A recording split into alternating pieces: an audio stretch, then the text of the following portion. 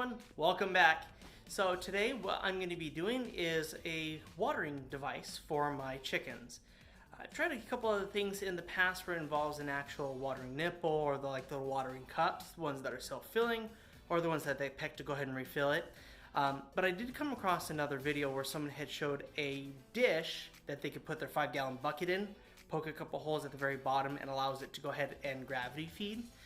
That's been working for me fairly well here for the past 3-4 months, but it does get a little bit tedious trying to go ahead and fill up that 5-gallon bucket and then flip it over without losing very much water. So I'm going to be trying to do a different system similar to what I've done in the past that uses a 5-gallon bucket and uses those same kind of cups, but I'm going to try to not use those cups and see if I can get it to go into the bottom of a dish, which I'll show you here in a little bit. So here's the items that I used for this particular project at Home Depot. With sales tax, it actually came out to be $12.34. 1, 2, 3, 4. I thought that was kind of interesting that I was able to get that sequence, but anyways, that's besides the point. So we are going to be using 1/2-inch pipe for this. We don't really need anything bigger than that to get this work. The one that I'm going to be using is just going to be a 2-foot 1/2-inch pipe. We're going to be using a 1/2-inch elbow, as well as a 1/2-inch ball valve. This will allow you to go ahead and cut off the flow of the water, so when you're filling up the main bucket, the water doesn't start seeping out into your watering dish and waste all your water. We are also going to be using a 1/2-inch connector. I'll show you here in a second.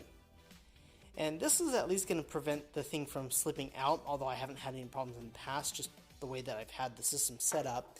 But we are also going to be using a 5-inch grommet to be able to hold this all together and to be able to keep the water from flowing out of the 5-gallon bucket and keeping it leak proof. So all that we're going to be needing for this particular project is to get some bits, pipe cutter, or you can use a hacksaw, or we're going to be using a drill as well.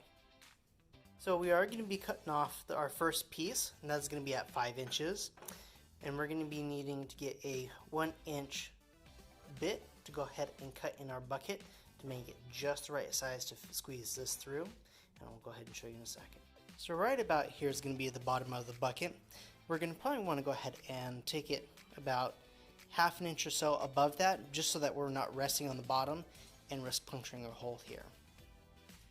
So when we are placing this on, I do recommend that you go ahead and put the grommet on first. Make sure that on both sides of the bucket that this lip is actually the bucket is actually meeting inside of the grommet itself, just so that way it seats properly when you go ahead and start putting your pipe in. And then all you need to do is just go ahead and start wiggling it. It is going to be a little bit of a battle just to get that in, but it isn't going to be too hard. It's just going to take a minute. Now that you successfully got it inside, we're going to want to have it about 1 inch inside of the bucket, just so that way we have enough room to go ahead and put this fitting in, just so that way this doesn't come out at any given point in time. This part is going to be a little hard for me to do it with one hand, so I'll just go ahead and let you know. So what I'm actually using for this, I use the Red Hot Blue Glue. Basically it's just an all-in-one solvent that you put on the inside of this. You can go ahead and apply it liberally, and also on here you're just going to want to go ahead and apply it all the way around, so that way there's a lot of blue. Some people will like to go ahead and use the 2-part component where it's purple and can't remember what the other color is, but you apply the purple first, and then you go ahead and apply the other compound, and then you go ahead and put it together. When you are seating together, don't just put it on. Go ahead and fit it together and start twisting it, give it a couple turns, and then just go ahead and leave it, and then it'll dry. Alright, now that we've gotten that successfully on, we are going to now start attaching our other attachments. So this is the valve that I was telling you before that allows you to go ahead and cut the water on and off, just so that way it doesn't bleed when you fill up the bucket.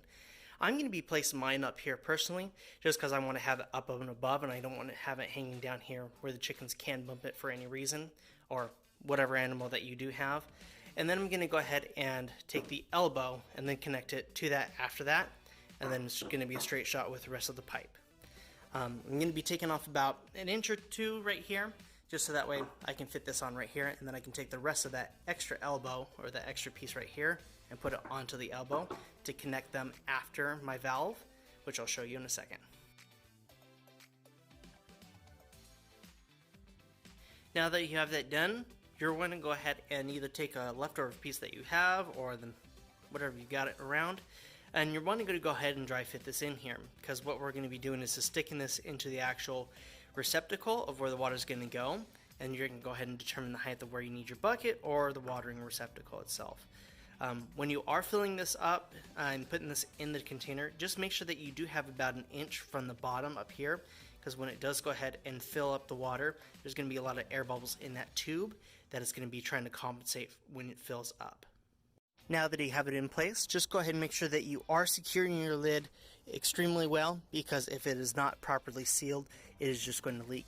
Then you go ahead and just turn on your knob and go ahead and fill it up, and you're good.